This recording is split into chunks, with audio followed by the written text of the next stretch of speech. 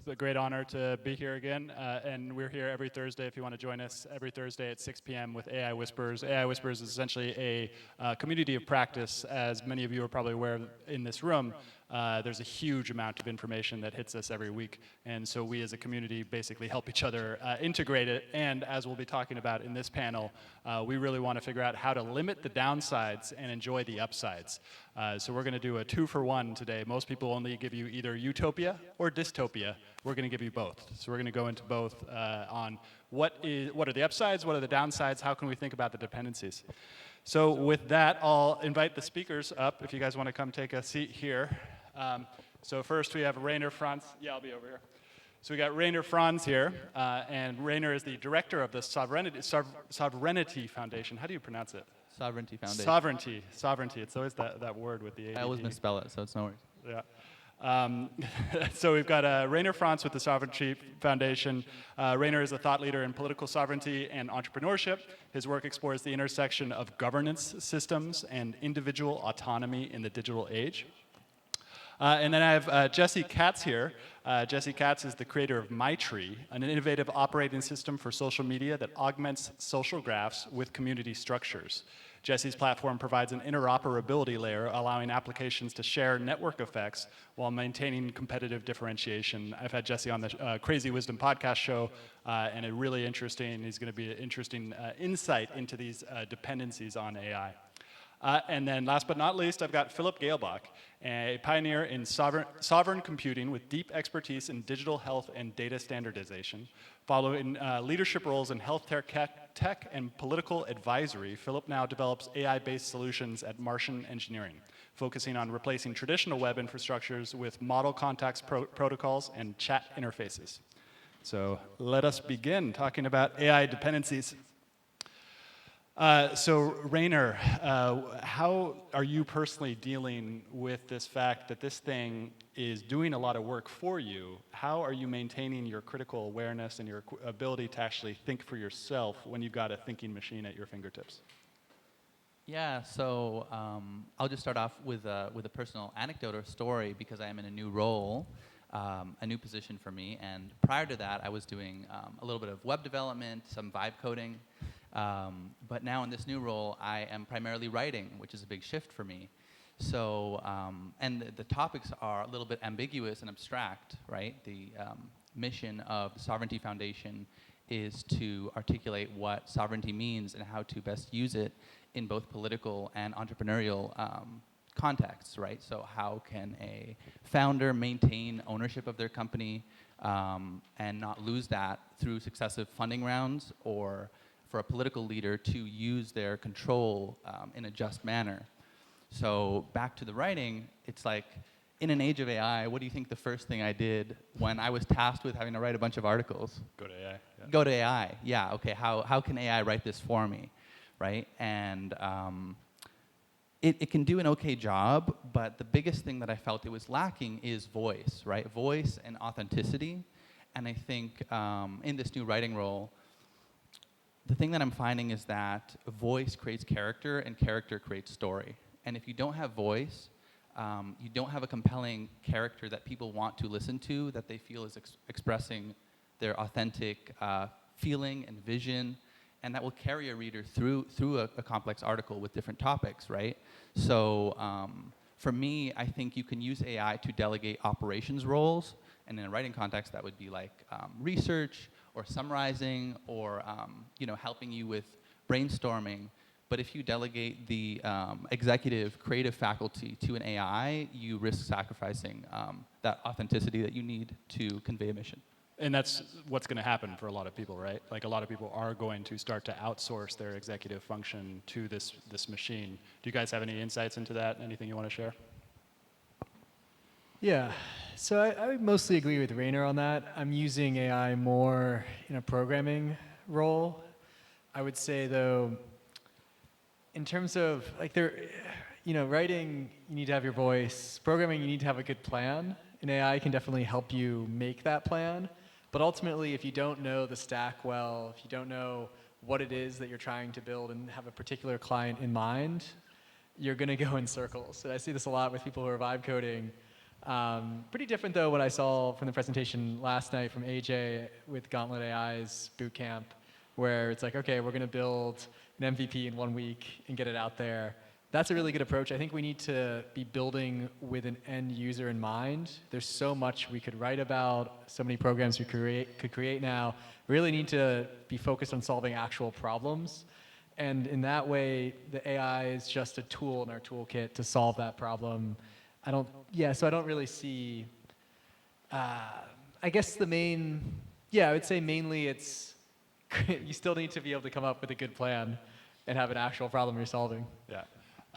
And now, Jesse, you're doing MyTree Network. Can you share, and this seems very related to sort of dependencies, particularly in terms of social media and other things like that. Can you share more about how you think about dependencies on technology and also within AI?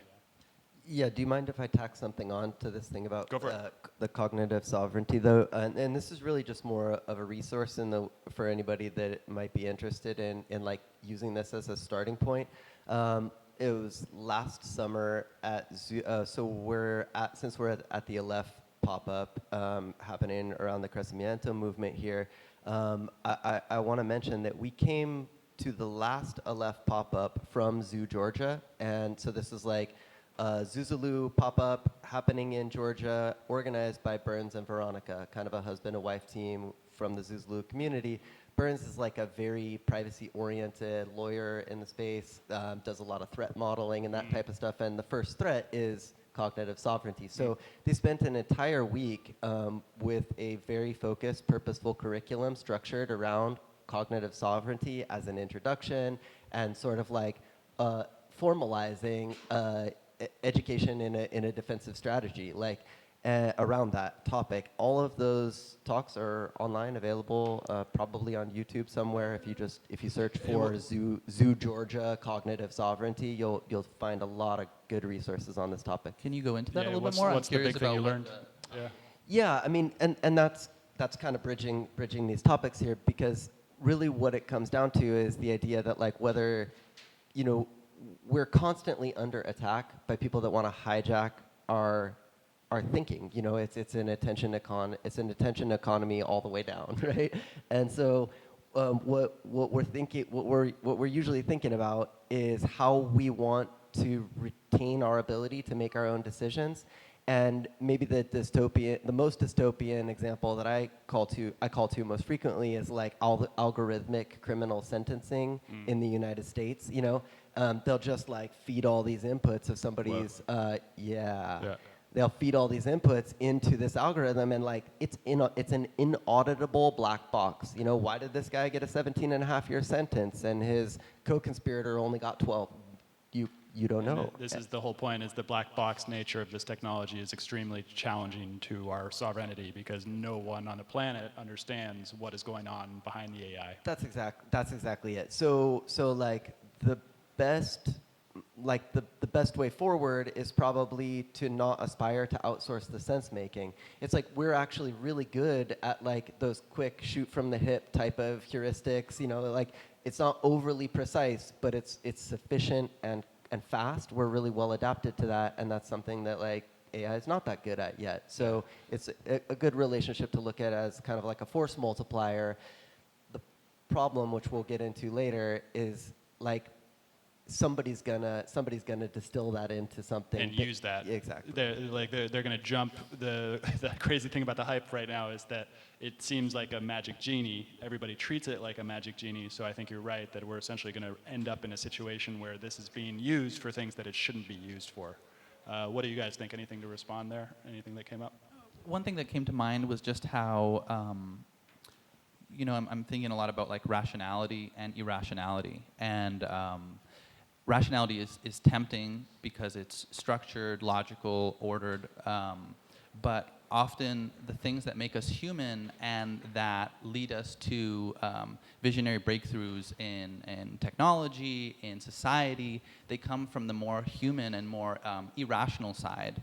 And I think that is something that has to be preserved instead of considering ourselves only as rational animals, because then in many ways AI can execute rational decision making at a faster rate, more productive, more scalable, and the things that make us excited and passionate and drive innovation are oftentimes the irrational sides that come from these kind of executive, the right brain, more to say, than the left brain. And that seems like the more utopian vision of where we could go with this technology, right? It's like, I don't know about you guys, I don't know about you guys in the audience.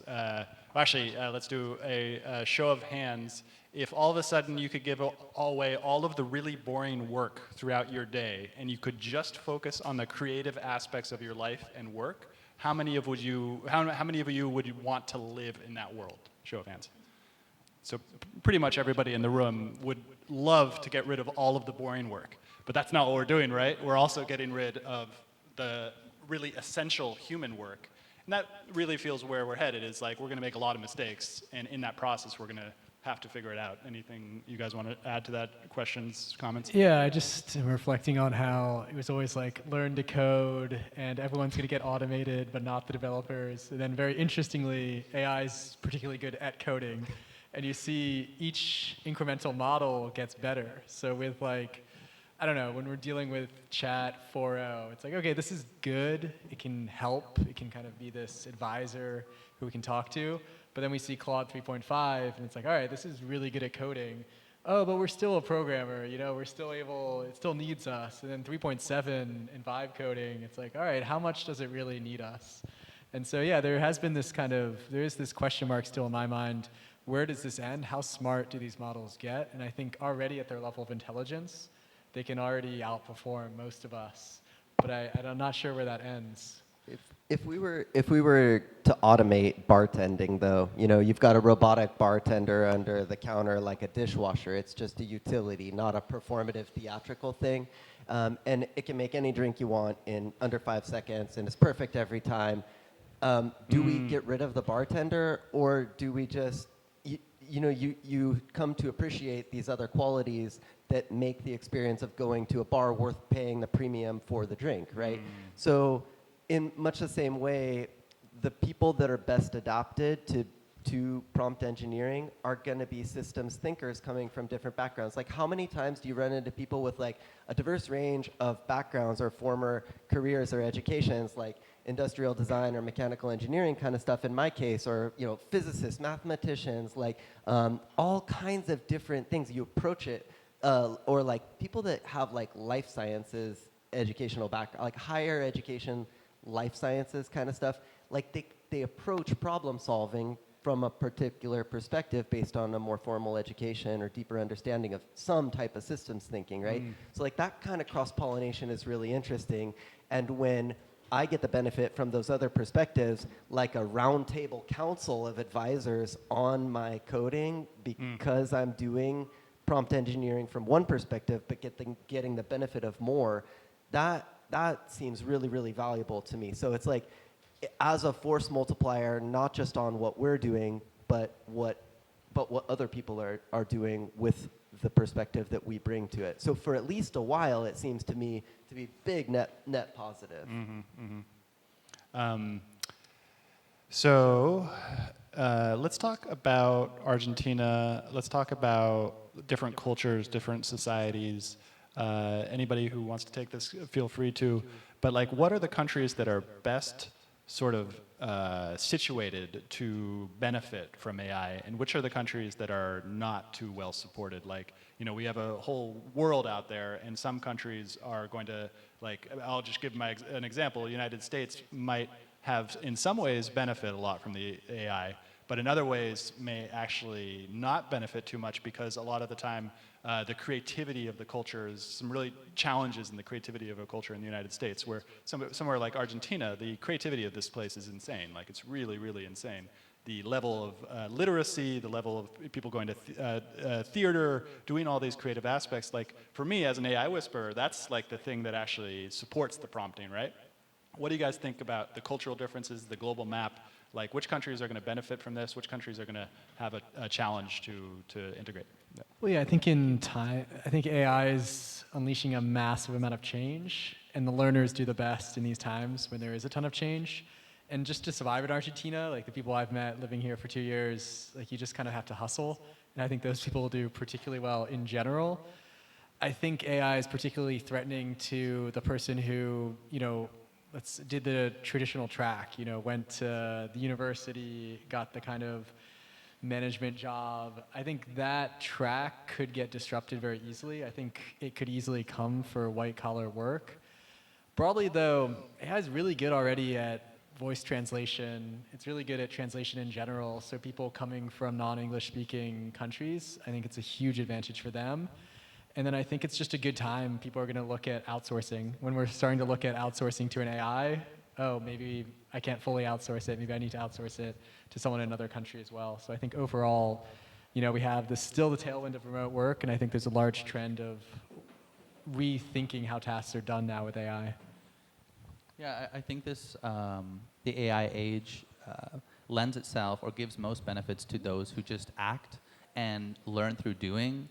And I think the American culture and society is a great example of that. A lot of Americans that I know, me being a Canadian, which there is that cultural difference there, are just... Maybe soon to be an American. Hopefully soon to be an Argentine. But that's the thing that I love about the American culture is that there's just this pragmatic and can-do attitude that has a little bit of skepticism of authority, maybe thanks to the British. But I find that other cultures and maybe some Europeans that I speak to, there's more of this emphasis on credentialism and going through courses and pathways and getting stickers and stars on your certificates and stuff like that.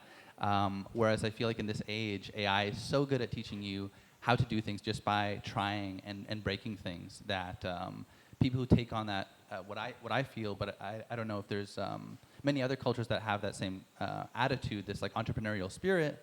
I think they will benefit the most because they'll get the most exposure to the tools. Yeah. If you have something to say, go for it. Yeah, just that there's also like the constraints around the physical environment that we live in. And so places that are further along with their infrastructure and, like the structures, the systemic structures that support all of these advancements. Like we came most recently we spent the last month and a half in India at another Zuzulu event, Zugrama over there.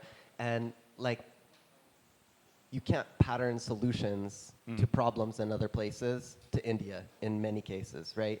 And before that, we rode across Vietnam, and it's just like they're decades and decades behind in terms of their ability to deploy many of these technologies because they just don't even have the fundamental building blocks to leverage those tools. What barrier are you seeing there? Sorry, I'm just interested in that. What's that? Like which barriers in particular? I'm curious. Take Vietnam, for example. In what Vietnam do you see? specifically, like especially through the countryside, like it's so rural and so impoverished.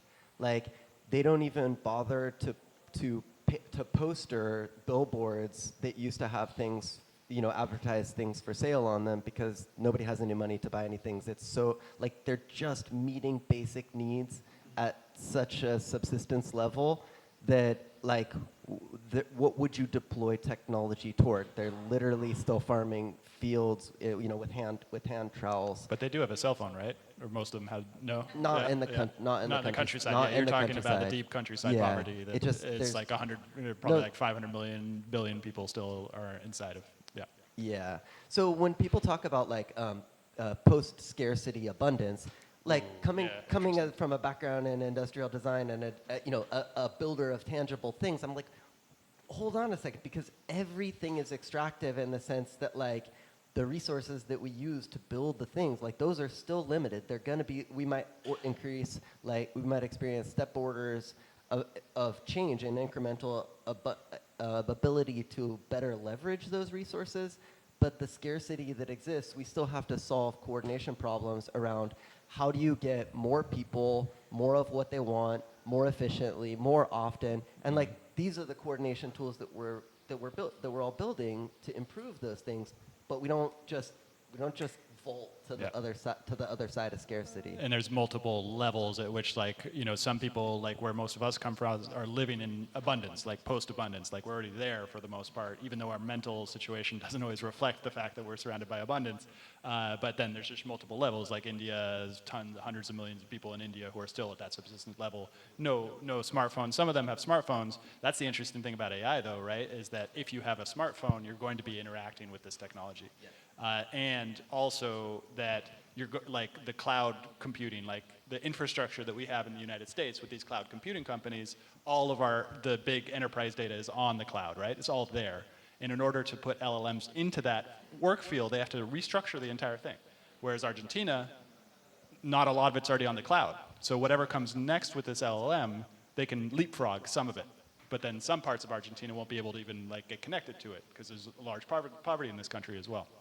Any thoughts? Anybody else on that? Yeah, I mean, overall, though, cell phone use is pretty widespread. Like, I don't know the exact numbers, but I'm pretty sure it's about at least half of humanity, more or less. And then, like, getting broadband internet was hard. Like, I lived in El Salvador for a year. There were areas, you go half an hour from the capital, and there's no internet. But, I mean, Starlink is solving that. We did a conference this developer conference on a volcano, and it was such a pain to get internet there. And then the guy's like, oh, man, if we had just done it a month later, we have Starlink, and it's 4 times faster. So like there are kind of opportunities for developing countries to just leapfrog there. Like they're not going to have to lay as much fiber optic cable as before because of Starlink.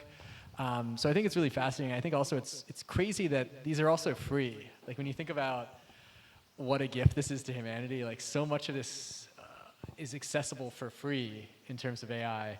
And then if you go another step, like think about how cheap it is compared to traditional things like university education in the US is like $200,000 total. And then if you think about how to build that, or if you look at Gauntlet AI, who was presenting before, like it just doesn't cost that much money to create a world-class educational system now. And so I think, kind of to your earlier point, a lot of these aren't necessarily tech problems, but I think what AI does is it can massively revolutionize education to help us solve non-technical problems through increased education. But kind of as you alluded to, these are fundamentally human problems, and I think like in the question that Stuart posed earlier, that if we do enter, obviously not maybe equally distributed around the world, a time in which there's massive abundance, economic prosperity, et cetera, it's how will we be using that? How will we be using that time? Will we be using it towards creating great art, or architectural projects, or things that inspire these more creative endeavors?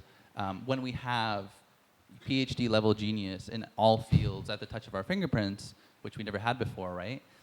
So it's like, is that an education problem? Or maybe the dystopian side is, will we just create better and more consuming entertainment for ourselves with these video generation applications, et cetera? So I think that, the tools are maybe like morally agnostic, or they don't really have an intrinsic value, but it's how we choose to use these tools to either enlighten us or bring us to decay and devolution. And that reminds me, I've been on this train of thought. This is probably where this panel came from. Is I was researching the Amish, and the Amish are a really interesting Mennonite community. They're in Argentina as well, and they basically, as a small group, came together, and each has their own way of applying technology. So they decide at the community level at which way they're going to adopt technology. Some more progressive, some less progressive. The main thing they don't use is entertainment. So they use computers, but only for business purposes. They only use computers for business purposes. They don't use it for entertainment. And as you just mentioned, and as we were talking about earlier, these algorithms are going to get better at managing our attention. Not only managing our attention, sucking our attention. And so I guess it goes into a little bit of the, it's not going to be utopia. It's not going to be dystopia. It's going to be different for everyone, right? There's going to be different people experiencing different things at different both times. operating at the same time, depending on who you are and your community and your environment that you're embedded in, type of friends that you have, they're influencing you to either create uplifting things, or maybe getting stuck in a complete digital environment where you're being brought down in your... like a matrix style. Yeah, exactly. Well, it goes to what Jesse said right now. Like our technology, it's an attention economy right now. But I don't think that necessarily needs to be the case. You know, if we look at it like almost all monetization or a lot of monetization in tech now is attention. What is Netflix doing, Instagram, Facebook? And so, yeah, we see record amounts of Netflix binging because that's what the algorithm is supposed to make us do. Same with like scrolling on Instagram. But like we're already at a point with AI where we could have our personal algorithm for looking at our Instagram feed. Our AI agent could either pre-curate that for us, or it could just tell us, for example, the Instagram posts or tweets that we find that it thinks are actually relevant for us. Like we It can replace extract the ourselves algorithm. from the attention economy. It can replace that layer at which we interact with the algorithm with an algorithm that we control. That's That isn't interesting. adversarial, that isn't trying to suck our time, that isn't trying to drag us down into the most base consumption forms of humanity. Yeah, go for One it. thing I wanted to add to that, I forget the podcast that it was, but I found this really interesting. He was a crypto developer guy, Web3 guy, and he was talking about how he created an AI for himself that he gave access to all his digital tools, and so he gave it access to his calendar and a system prompt of like what his values were, what he's trying to accomplish in life, and his schedule for the week, etc. And he would allow it to create Google Calendar events of what he should be doing every hour of his life, but instead of it being driven by an algorithm that wants to sell him things or whatever, steal his attention, it's his own algorithm that has his best interests in mind.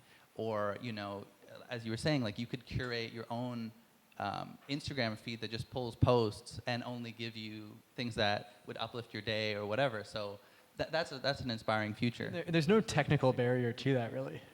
Like, It's pretty simple. No, Yeah, like this- most yeah, things, yeah. our problems are aspirational, Yeah. Like we look up to the wrong people, we want the wrong things, but since we're building Yeah, this social he's media building it. infrastructure, but like I'll use a different example. So Yeah. like if we bring this more into like an environment of like a business meeting, we're all sitting around a table and we would like to be using an AI to take notes, and not just one, right? Like each of us has a different perspective and priorities and action items that are going to come out of that meeting. And so if we each have an agent taking notes from for our egocentric perspective and priorities that is aligned with us, like forget that like highest order objective function question, that unsolvable problem about what we can all agree to above everything else. Like for the alignment problem. Yeah, just like this thing has my interests in mind and it is only accountable to me. So when I come out of this meeting, like I have essentially this private relationship with this agent that is telling me like, you can disregard like most of this stuff in this meeting, like that didn't pertain to you, but you know that this person works in your department and there's an interdependency with the thing, and like there's so many instances of stuff like that. But this just comes to like this really interesting intersection of time and technology that we're living through right now, where we have the ability to build coordination tools that couldn't exist without these magical tools that enable us to do things that were not previously possible. Anytime somebody tells you, like, they promise something technology can deliver that's just as good as real life, they're always lying to you, right? So it's usually the best that we get is like the least bad substitute for the real thing. Yeah. But this is one of those rare times when like you can actually do better than would be possible if it's just us in a room with notepads.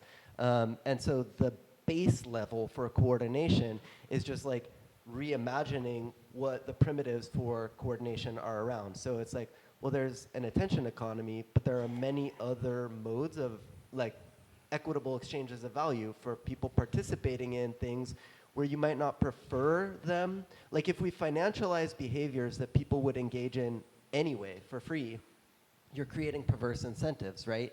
And so there's gonna be some downside to that. But the question that it ultimately comes down to is like, the tools are so powerful, our only choices are either to give people the agency to make bad decisions for themselves and other people, or infantilize them and kind of like, pad all the walls and take the choices away and build someone's preferences into them. Whose, right? So There's alignment. Such an Yeah. interesting question. Yeah, I love that thinking about how do you make your software work for you? Because I feel like we just have lowest common denominator software right now. Like that's what SaaS is, right? It's Otter AI, for example. It's a note-taking app, but it had to be built for the average of their customers, or maybe like their largest customer early on, not how you actually want it. If you want to build tech for yourself right now, it's so easy because so much of that is just an AI wrapper. People say that kind of dismissively, like, oh, this app is just an AI wrapper. It's like, you can build that transcription app, and all you have to do is call some API. It could be Gemini. It's extremely cheap to use Gemini. It works well. I did this for myself. We shared that in AI Whisperer, just a very easy transcription for yourself. And then you're just switching a system prompt. Kind of like how Rainer was mentioning, all right, a calendar app where you're switching a system prompt. Anyone can switch a system prompt. So now we can have this software that's really geared towards us, that's personalized for us, that moves us out of just whatever some large SaaS company built for us. Cool. Do you have anything to add? Or no. So I would love to take any question from the audience. Anybody have any dying questions that they're kind of thinking about? Don't want to just, of course, I can continue to ask many questions. Yeah. John Manuel. There's this film called Idiocracy, maybe some people have watched, and the thesis of the film is that evolution does not prioritize intelligence, and it kind of surprised me because I'm thinking, well, Darwin said that evolution is evolving and whatever, but I'm curious what you guys think about. Are we devolving, or is the AI our evolution? Does that mean we're out of the picture then? Or how does that, Yeah. what's our evolution? Do you guys think that evolution favors, or doesn't favor intelligence? I'll repeat the question. So Idiocracy, we have this movie Idiocracy that basically posits that intelligence isn't, the evolution doesn't favor intelligence, it's something else that evolution favors. So are we evolving as a species? Are we devolving as a species? Are we recreating the children?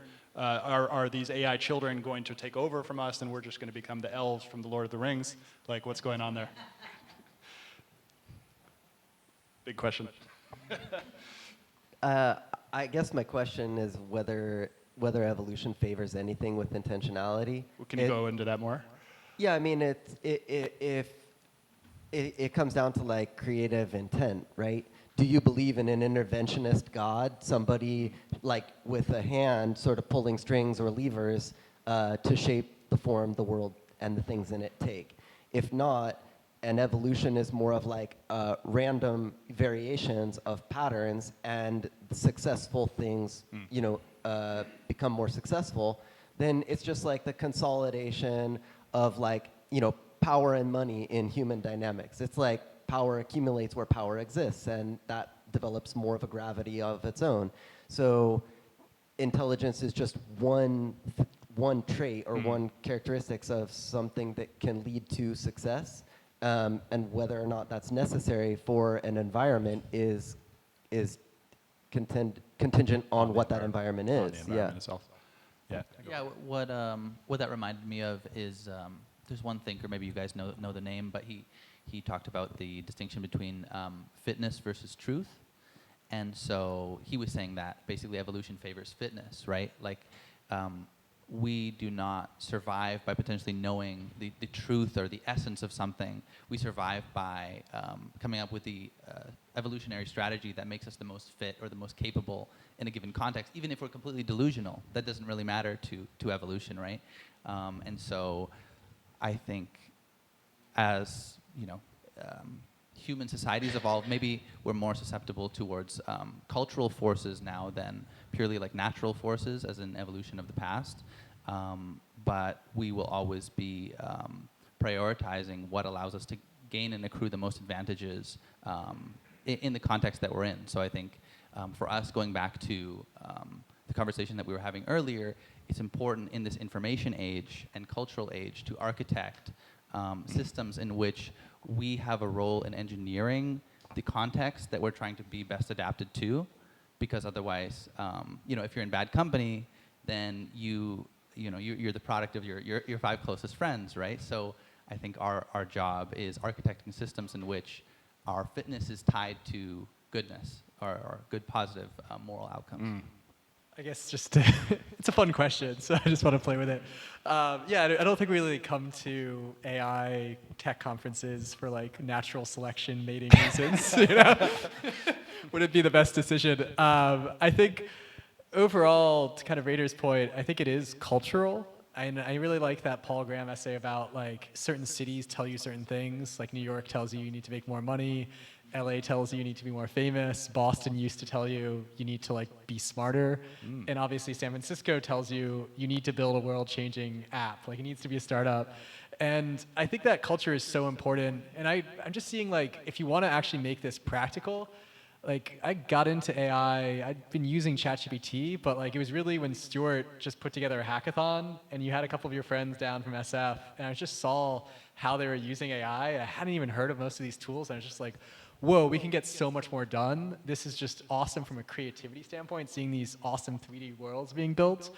So I think just embedding yourself in the kind of culture you want for your own future, and I think that really is what shapes it. Like you end up becoming who you hang out and spend a lot of time around. Cool. So I'm going to have to ask one question to each of you. Go starting with Rainer. Last question.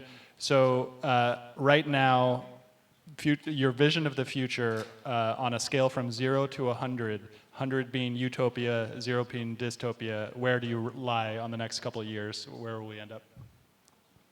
I think nothing is new under the sun. Like, you know, there's this new technology, it's exciting, we're all trying to learn how to best use it, but I don't think this is so, you know, bringing like the end of the world or a new beginning or like these grand meta things. I think, you know, we're just trying to get by and live a good life, spend time with good people around us, and, you know, I think geopolitics and world and you know, violence will continue, goodness will continue, and I think this just increases our capabilities to do both, and we have to be the ones that decide which path we want to take. So it's a sort of like exponential function on our own interstate. Yeah, it's just like before we had arrows, bows and arrows, and now you know we have guns. You know, this is a prosthetic for the mind, and it just really depends on how we want to use it. But I don't think it will bring about a utopia or a dystopia in any real sense. How about you? What do you think? Utopia, dystopia? Yeah, just all of the above simultaneously. It's just a matter of in what proportions and to who, right?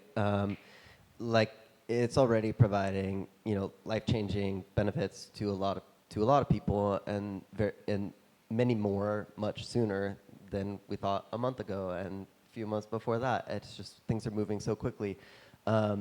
I think though the degree of like autonomy that AI agents are already starting to exhibit is really interesting, where like we started this conversation talking about AI as force multipliers on people's creative outputs and outputs of all kinds, but now we're starting to see like the Clanker and Banker bots that are launching tokens, and like they're running their own treasuries. Like how long is it before they're not just transacting with each other, but employing humans to do tasks for them?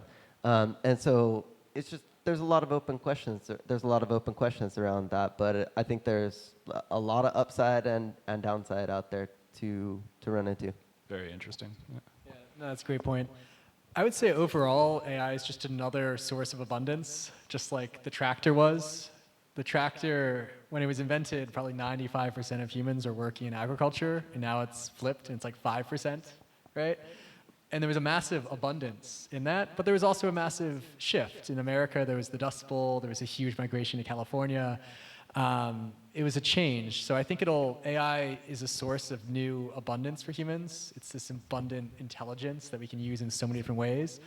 I don't think, just like with the tractor, I don't think it's going to magically make us all happy, but it is another source of abundance, and it's bringing us closer into this sort of post-necessity world. It's very interesting. Cool. Well, thank you guys so much for sharing. That was an excellent panel, and thank you for listening. Thank you.